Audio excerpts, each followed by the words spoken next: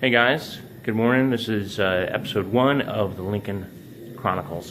So this is the 1966 Lincoln Continental convertible that I've been working on. So before you got here, the first thing I did was found all the valves were rusted open or stuck. So remove the heads, remove the valves, reworked all the valves, the valve guides.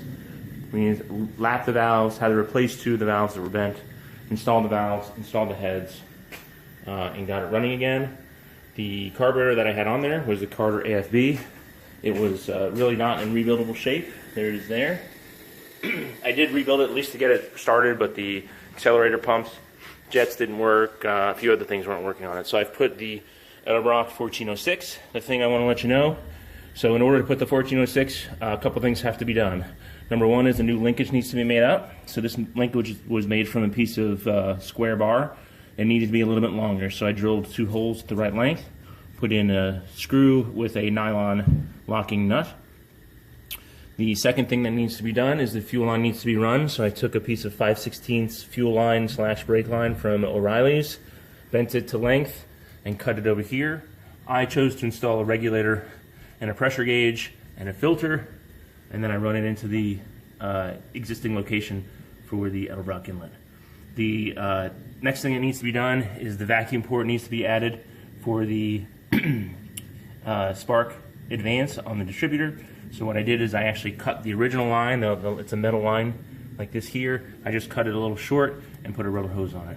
And the final thing that's done is the electric choke. So the black line gets attached directly to the carb housing. The red line is attached, in this case, to the ignition coil. I know it shouldn't be. I'll eventually run it somewhere else.